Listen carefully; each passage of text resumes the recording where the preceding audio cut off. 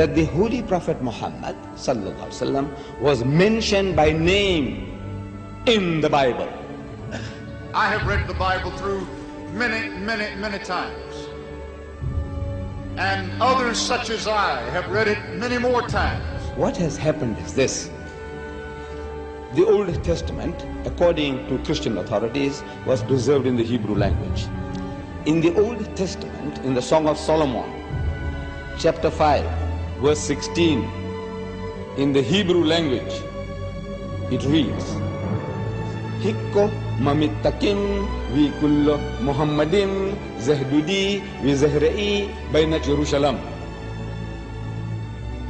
Song of Solomon, chapter 5, verse 16. The word Muhammadim is Muhammad, im, I-N-im. Im is a plural of respect in Hebrew. You see the first verse of the Bible, book of Genesis, chapter 1, verse 1. It says, in the beginning, God created the heavens and the earth. The word God in Hebrew there is Elohim. In Hebrew, El stands for God, Elah stands for God, Elohim is a plural form to say with awe, respect and reverence, plural of respect.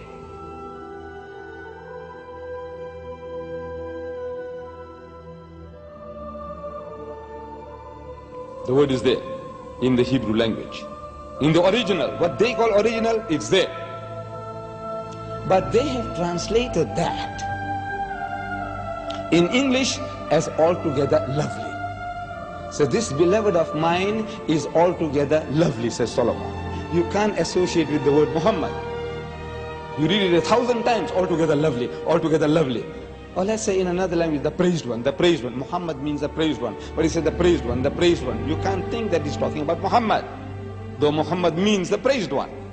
You have no right to translate names of people.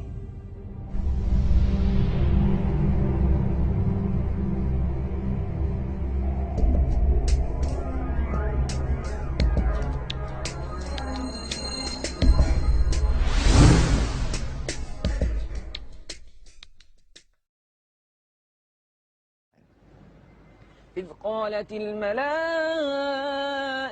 يا مريم إن الله يبشرك بكلمة منه اسمه المسيح عيسى بن مريم.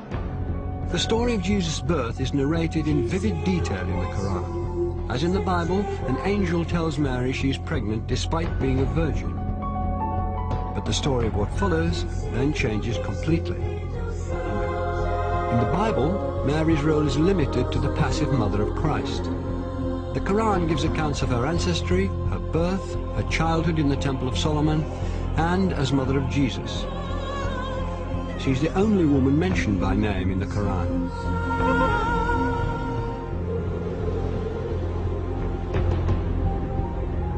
The ability to talk as a newborn child is one of many miracles not recorded in the biblical account of Christ's life.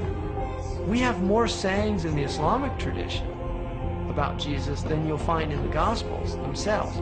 So there is a possibility that other things did happen. There were many Gospels around that didn't all make it into the New Testament. And the Church tried to limit the number of Gospels. In the Christian narrative, the most central and fundamental point of Christianity is the death and resurrection of Jesus Christ. Well, Islam basically denies that. وقولهم إنا قتلنا المسيح عيسى بن مريم رسول الله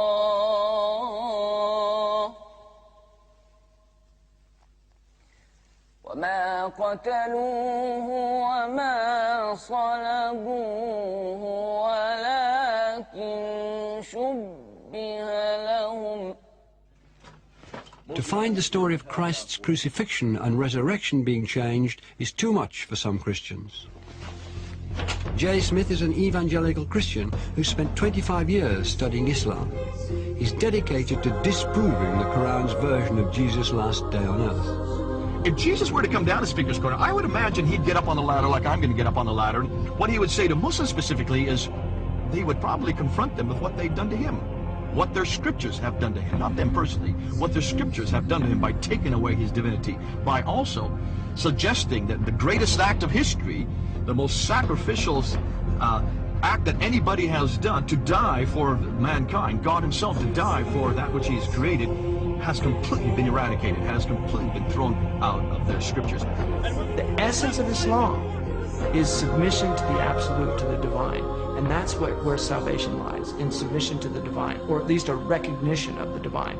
In Christianity, salvation lies through the acceptance of the blood of the Lamb. That is a completely different narrative than the Quran is giving. Who's right? Well, the Quran says, you make your choice here, and I'm going to let you know in the next world. In the Quran it says that on the Day of Judgment, God will actually ask Jesus Christ, did you tell the people that you were God? And Jesus says, you know what I said, you see everything I say and do. I would never say that. Glory to you, transcendent are you. I would never say that. I have no right to say that. Why aren't you Muslim? Why aren't I? I'm a Jew. You're a Jew? Oh, I was previously Christian. For Christians to believe that Jesus was God in human form is absolutely fundamental, because it means that God understands us. God isn't some distant deity living in the glory of heaven. He can understand what it's like to be in pain, to be betrayed, to be hurt, to be bruised, to be bullied. God understands our situation. If Jesus was God, then who was supporting the world while he was supposed to be dead? Or if he was God, then who was he praying to? 3 books. What doesn't work is that God has family. I can't believe that Mary can give birth to God. For God to be God, he has to be the creator and not become part of creation. Officials act that anybody has done to die for mankind, God himself to die for that which he has created, has completely been eradicated. But God is not bound in the frame of reference. He's the creator of time. Time is a creation of God. Matter is a creation of God. These are transient entities. Transient entities cannot come into existence by themselves. So when we talk about frame of reference, we must clearly understand that every time we ask questions about God in time, knowing the future, we have to be very careful in how we're defining this terminology. For God's knowledge of the future, of my future, is absolute in his domain. He knows everything. But he's not bound in the time where he is experimenting himself, for he's not bound in space, time, or matter. Those are created entities which he has put into it. So for me to put him into it would be also very wrong.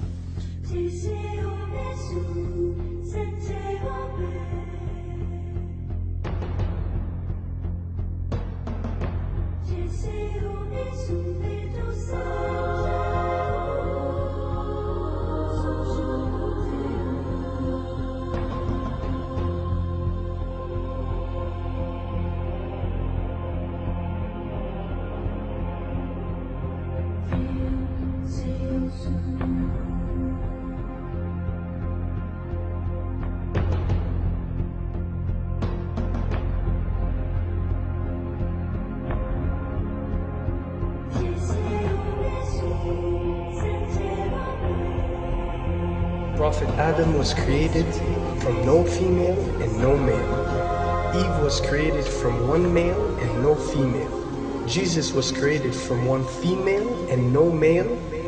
And all of us have been created from one male and one female. These are 4 examples for us to benefit from, to understand the divinity of our Creator.